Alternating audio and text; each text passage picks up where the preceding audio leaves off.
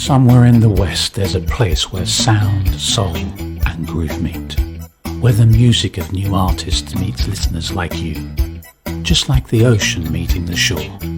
We call that place the Groove Coast. And now, here are your hosts, John Celentano and Darrell Craig Harris.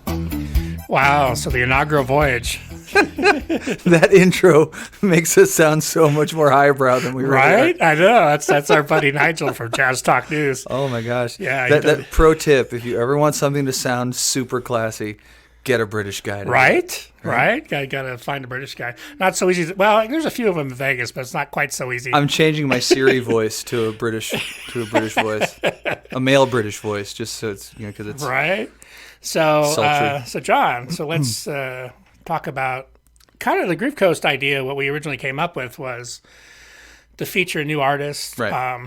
Talk about all things music. I work with Jazz in Europe magazine and write for them, and also Jazz Talk News. And so I have with them, I have the jazz thing, but we also actually, even with them, we do jazz, soul, blues, kind of everything. Right. Which I think is what we're kind of both into. Right? Yeah. Right. It's not going to be like we talked about. This isn't going to be this won't have a narrow focus. This is going to be pretty. We'll get a little far afield. But yeah, jazz, blues, soul, neo soul, R&B, that kind of thing. I think we'll be covering. Yeah. How did you? So I mean, we're both musicians, of course. Yeah. People are just going to get to learn to know who we are. But so I'm a bass player, and John's a great sax player and singer. And you you work in Vegas as I do, but then we also tour around quite a bit.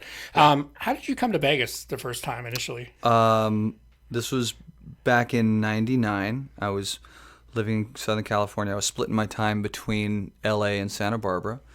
I had an apartment in LA and a day job, a weekend gig, and a girlfriend in Santa Barbara. Wow. So so that's a busy life. A lot of miles on the car coming back and forth. Yeah. But anyway, my brother moved out here. My brother Jeff moved out here about 6 months before I did. Who's also an awesome musician. Yeah, singer. He's a singer, keyboard player. And he called me about 6 months in and said, "Hey, Vegas is pretty fun. What's keeping you in California? Do you feel like coming out?" And I really didn't have a whole lot going on musically in LA because I was shuttling back and forth so much that I really didn't have the time or energy to look for a gig. So I came out, and within about 2-3 weeks, I started working. Fortunately, and you guys actually had a college band back in the day, right? It was post college. It was Jeff and I had started writing tunes together when late 90s, mid to late 90s. Oh, okay. When we were going down to LA and working with this kind of engineer. the whole original scene. Right. And then we moved to Vegas. Then that kind of subsided for a little while. And then in 2004, we started to write and record again and put together this kind of a power pop group called Trip Sitter. Okay. And very Beach Boys influenced, very Beatles influenced. Because you guys, one of the signature things with you and your brother both are harmony, singing amazing. You've actually have a number of amazing bands that you guys sing with. Thank you. The harmonies are strong. It's been really cool, man. It's been a lot of fun.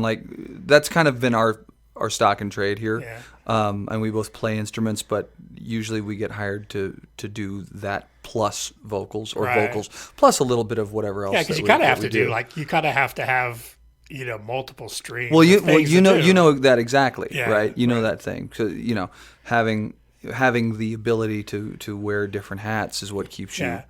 Which I actually like that because I'm a photographer also, along with being a bass player and other things, but I like having different things. They're all kind of creative and they all feed into the same kind of thing. But so Trip Sitter, actually, that band, you guys had some good success with that. Yeah, we put out a couple of CDs. They started to get some attention, started playing some pop festivals in LA.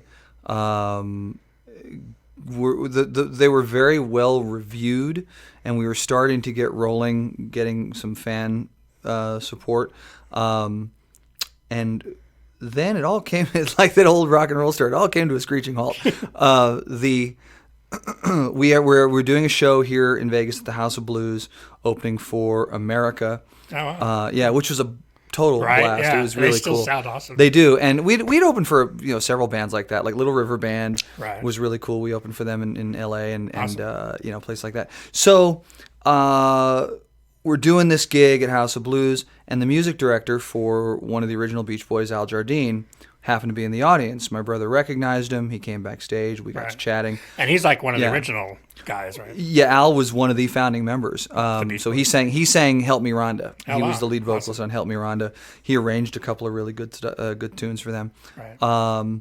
Anyway, his MD caught our show, really liked it, and said, "Hey, Al is looking for some musicians to do West Coast shows with. Wow. And would you guys like to do it?" And we said, "Hell yeah." Yeah. So we learned all these Beach Boys amazing. tunes. Toured with Al off and on for, I want to say, 6 years. Oh, okay. I think that's right. And found ourselves in a position where we knew all these Beach Boys songs. And being in Las Vegas, basically the tribute capital of the world. Right. We figured, why not? And so we launched a Beach Boys tribute off of that, but still, and kept the writing going, kept the original recordings going. Yeah. What's the name of the Beach Boys tribute? It's called Good Vibrations. And I've seen you guys, and it's Yeah, I remember. Yeah, you saw us. It's freaking amazing because just the harmonies, and to pull that stuff off live is, I mean, even for the Beach Boys to pull that off live is challenging. Oh yeah, right? and they benefit from some fantastic players. Like it's basically a little mafia of the Beach Boys universe there. Some of those so guys we know a bunch of you. Yeah, you and I know a bunch of common people Keith in that. Hubacher, right? Keith Bass is player. in that band, yeah. And in the Brian Wilson band as well. Right. So we got some traction off of that stuff, and and led to some other opportunities. As is the case in many original bands, members came and went, and people got married, had and families. then you also have a band. There's one of the amazing singers who's based here in Vegas, but she works Savannah. all over. Yeah, she works all over the place, all around the country and around the world, really. Yeah, Savannah Smith. Mm-hmm. Yeah, so she and you guys, along with our friend Kenny, keyboard player, formed the Moonshiners. Yes, I came in a little bit after that. This was New Year's Eve 2014. One of the local properties came to Savannah and asked her if she could put together a Roaring Twenties kind of postmodern jukebox. And just a little background on Savannah, she's currently postmodern jukebox, which has become really well known. They just had a show here, and she's been singing with them. She got tapped for that. Matter of fact, the three singers that rotate in and out of the Moonshiners, which is our band, which are all amazing they're singers. Killer singers. Hopefully, we'll have them. Yeah. We gotta have them. And I would encourage people to find Savannah Smith. Find Savannah. It's Savannah Smith Music online, I think. On I believe Facebook. so. Yeah. Check Savannah her out, Smith man, singer. because she's freaking world. The real deal, the realest of the real deal. Yeah. So in the Moonshiners, you guys are kind of doing. No, you're not really doing the postmodern jukebox thing, but kind of. It's in that ballpark. Idea, right? It's in that ballpark. It started out more Great Gatsby era focused, like 20s, 30s. Roaring 20s kind of a thing, and we've kind of expanded. So we era hop back and forth. Yeah. So we'll do stuff that has feels from the 20s to the 60s. Right. But all great musicians. Killer musicians. The lineup is fantastic. Matter of fact, our keyboard player Michael Joy plays with Matt Goss. Tours with him. Right. Our bassist is super busy. Our drummer Darren was a cruise ship. He was a music director for Carnival Cruises for years. That's so something specifically about Vegas too that a lot of people don't realize, that even though it's become a really large town. I mean, I don't even know. I think it's almost approaching 3 million, right? Something like that. Yeah. But actually, musically here, it's a pretty small. It's a small town, community. man. Musically, yeah. You end up seeing the same guys. You kind of interact with the same players a lot. Yep. Which I think is true. I mean, I grew up in LA. Yeah. I grew up sort of I went to Musicians Institute in the early 80s. And that was the same thing there. It was actually, you found out it was a really small little community in a lot of ways. Right. And we were doing the kind of the club thing, the rock club, the Gazaris, the whiskey. Well, it's funny. I was listening to your interview with Nigel, our very dapper British friend from who you remember from the intro, right? And you were talking about the Musicians Institute days, right? Yeah. And that circle of players that you ran with. That was such a. I mean, I went to the original school, so when I went, it was like 84, 85. Howard Roberts, who was an amazing jazz guitar player, he was still there. Joe DiOrio, Joe Beccaro, who was Jeff's dad. Jeff would come in and teach, the drummer from Toto. Wow. It was such an exciting time. My one of my bass teachers there was Jeff Berlin, who's a very well-known jazz bass player. But that time in LA, there was a certain magic. This was circa when? This is like 85, 86. Okay. I started playing we had an original band called Alpha. So Alpha was sort of like I don't know, like a Mr. Mister or even Toto. No kidding. All right. So we were doing, like I said, like the Roxy and the whiskey and those things. And like it's funny because when you're in that time, you kind of know hey, this is pretty cool. Yeah. But looking back now, you don't really realize exactly how magical that was, because that was also the same time when Guns N' Roses got signed. All these rock bands. That was one of the things that cracked me up about your interview. Was this is where hair metal started to happen, right? Or sort of, right? Which was never so much my thing, because I kind of like everything. I mean, that's part of the reason why we're doing this show, because I literally listen to everything. I'll listen to rock, hip hop, metal, jazz. Well, you have to work here, don't you? Just to be, I think. As from a musician standpoint, just being a well-rounded musician, it's important to know what's going on in the world, and not just I talked a lot about that with Nigel, about the guys that are only into old school jazz, which I personally love too. All the Charlie Parker, all that kind of stuff for me, there's a real magic to it. But I think it's important as a musician, or just as a person who loves music, to just kind of listen to everything. You're not going to like everything, right? That's fine, but it's important to kind of just know what's up, Yeah, sure. And also, it's important to put projects together, like we've done some of that, where it's a mix of hip hop and jazz and funk. I mean, that's so exciting, and that's why I think bands like The Roots. Oh yeah, right. Like what they do. And I actually just talked to Christian McBride about that. We did an interview for Jazz in Europe, and we was talking about Amir, who is Questlove. Oh yeah. And he was talking about when he first met him, or they kind of grew up in the same area in Philadelphia. Yeah. That he was talking about wanting to put the Roots together, and people weren't taking him seriously. It's a weird. You can't really pigeonhole that band, right? I mean, and then who would have thought? And it's hard to really explain what that is until you actually see it, right? Right, and then based off that, nobody would have guessed that this was the band for the Tonight Show. Now, right. Nobody would have.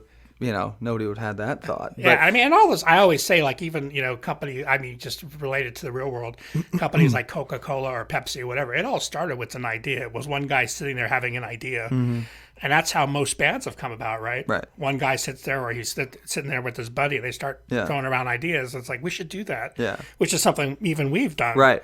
In the past. So what do you think, for us here, what do you think about looking for new talent? Kind of what we were talking about was maybe having people submit CDs. Yeah, absolutely. If you want to submit, if people, we're looking for, the idea of this whole thing is to have a forum for new artists, right? New music, new artists, and there are people coming to Vegas every week from other cities, because Vegas is now becoming a kind of a destination, I think. And we're not Vegas centric. We're based here, but we work all over the place. So that's the thing. And even for us as a show, a podcast, however you want to look at it, it's really important that, even though this is sort of like where we're based, but we're really open to stuff around the world. Yeah, absolutely. And then the other part of that about being based here, even like being based in LA or New York, is that we have access to a lot of great touring artists that come through. Absolutely, yeah. Which is something that we're going to be doing. We're going to start featuring local artists and also touring musicians of all genres, right? Jazz, blues, soul, but and kind of dig into the fact that for instance, I have a buddy who plays bass with Gwen Stefani, and if you didn't know him from anything else, you'd think, well, that's his thing, right? But there's a whole other side to him. What's his name? His name's Derek Frank. Yeah, we talked about it. Yeah, before, and he is a killer bassist. Right. He's one of these guys who can do anything. And I want to get, I think part of the goal is to talk to people like that and dig into what else they do. Right. That's something that, I was just, I had a friend of mine I just met up in Santa Barbara who's a record producer we were talking about. And that's something we talked about. He works with Michael McDonald and Jeff Bridges and some other great folks. And I was telling him, I said, what you find out is that everybody has a story. Yeah. From the most famous musician, actor, whatever, to the person that's just starting out. Everybody has a story to tell about how they got to that point and why they do what they do and why they create what they create. Right. We tend to think that people that we've heard of just came out like that, fully formed, exactly, right? And it's always a process. There's always a thing behind that. That's something else I was just telling somebody. It's like that old 10-year overnight success, right? Yeah. And often it's, what it often is it's little small steps. Yeah. And then every once in a while you get a big jump or leap. Yeah. And if you're lucky, somebody important sees you and they grab you. Right? And I really want to get into that with the people that we have on the show. What are those things, like you have these major gigs, you play with these headliners, and you've played with tons of headliners. But then those, for a lot of us, that's not the bread and butter. Like so what are the smaller gigs that get you from thing to thing? Well, that's something, and we talked about that before too, because I was with Cirque du Soleil for a long time, for actually 9 years. And 5 years I was in Vegas, and then the last 4 with them I was in Tokyo. We had a show called Zed at Tokyo Disneyland. Yep. And after that show ended, basically after the Japan earthquake. Yeah, right. Which is a long story, but I was there right before that happened. That was. You were in it. You were in the middle of it. That's a crazy story that we'll talk about. That's a whole other episode. Yeah, I was actually in Hong Kong when it happened, and woke up and turned on CNN just as a tsunami wave was coming in, and we had tons of friends in Japan, and that's where we worked. And I was like, "Holy crap! What just happened?" Yeah, right. But yeah, basically that show ended up closing not too long after that, like maybe 6 months. But what happened was when I came back to Vegas, I was like, I have to work. Yeah. Right. So even though, I was fortunate to have that job for a long time and I had some money saved up or whatever, but, I'm still a player. Not only do I need to work financially, but, that's part of what I do. It's who I am. And it took a while to kind of get that rolling again because I had to let people know, like, hey, well, I'm available. You were here in Vegas, like, well before I was. Like, I got here in 90 or 99, right? And you got here. When did you first move here? Well, I actually first moved to Vegas in I think it was 88. That's when I first came. Wow. And I was living in LA. I was trying to do that whole thing, doing some originals, doing some club stuff. And it was just getting hard because a lot of the clubs, were kind of going away. Yeah. And then I had friends that were in shows and stuff here in Vegas. And they were like, hey, you should come here and check it out. Kind of like the same story with you. Yeah, right. And I ended up working like 7 days a week, sometimes doubling. Yeah. Like it was crazy. This is back in the early 90s. Okay. And there was still a lot of work here available for musicians. So that was actually a pretty cool time. I was super young and I was like, 24 years old. Mm-hmm. So, I come to Vegas. It's Vegas, of course. And, yeah, right. And there's a lot of work. And where'd my money go? Yeah, right. Yeah. Luckily, I never got into gambling, but the same thing. Like there was, first thing I realized was there was like world class, amazing musicians here. Mm-hmm. And at that point, a lot of the guys, even the guys that had played with Sinatra for years and Sammy Davis, all those guys were still around, the horn players. Right. And you would interact with those guys. And they had a musicians union here. They used to have the hall where you could go in and play with the big band. So I'd go down and sit in, and it would be all these dudes that had played with literally everybody you could think of, So that was really a fun time to be in Vegas. I can imagine. Yeah. So it seems like I got here on the very tail end of that. Right. It just had started to taper. Yeah. When it's changed, but there's still stuff here, and I actually, from a working standpoint, work more outside of Vegas now. Right. I do a lot of.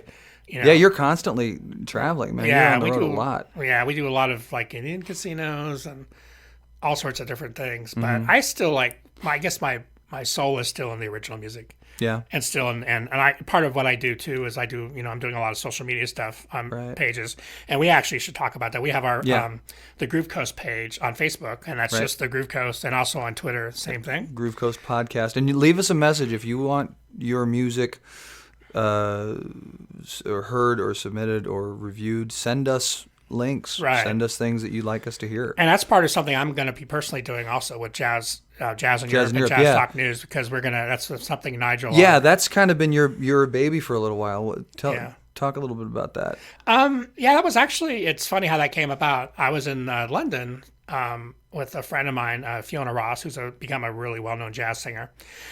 And I was like, hey, let's do an interview because we have our music pages. It's Facebook. On Facebook, it's Music Crowns is one of them that's based in London, and then also For the Love of Bass Guitar Music, which is actually based in Italy. But between those two pages, they have almost 6 million followers.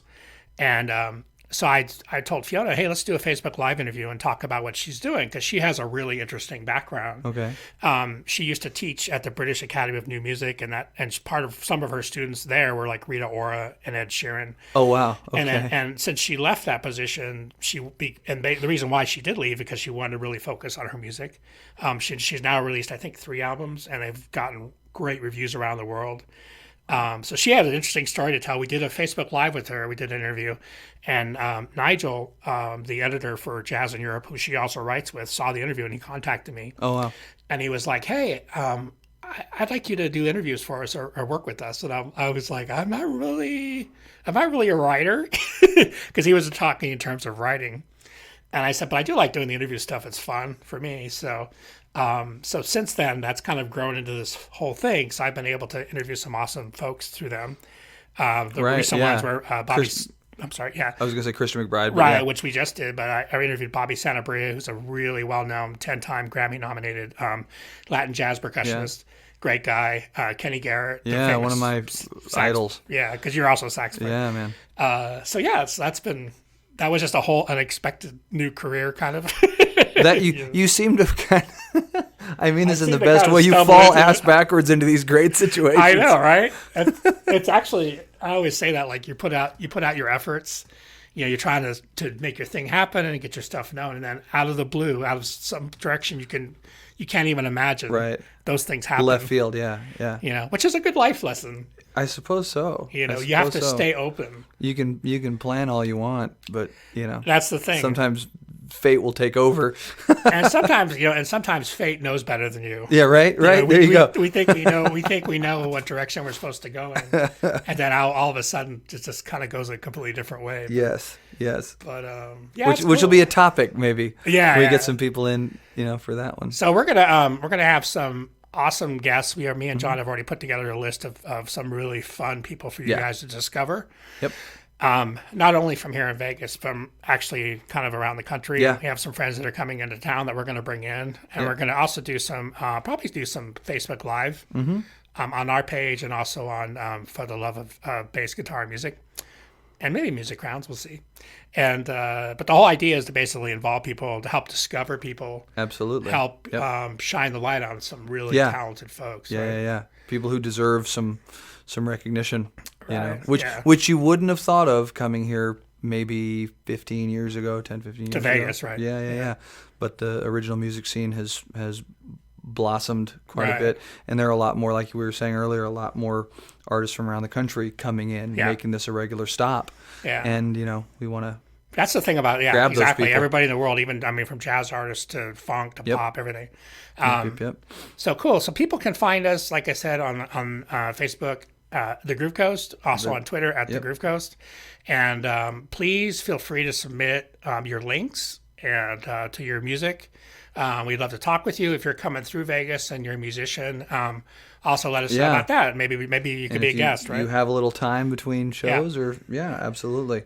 And we're always happy to go out and check out your shows. And like I said, also doing the reviews, I think is really fun. It's going to help us discover some new music. Yeah, absolutely. Yeah, because there's a lot of music out there. Yeah. So you guys can find us. Our podcast is going to be on 75 outlets around the world, all the major ones. So we'll be on Spotify, iTunes, Podbean, and all the usual outlets. So you'll be able to find us there. And we really appreciate you joining our inaugural. The maiden voyage. Maiden voyage. There it is. That made me think of Iron Maiden for some reason. I was going Herbie Hancock, but therein lies the difference, right? Okay. Cool. So cool, man. Thanks so much for joining us. We really appreciate it, and have a great day, man. Yeah. See you soon. That does it for this week. Join us again soon for another edition of The Groove Coast. And thanks for listening. And remember, life doesn't have to be serious. It just has to be groovy.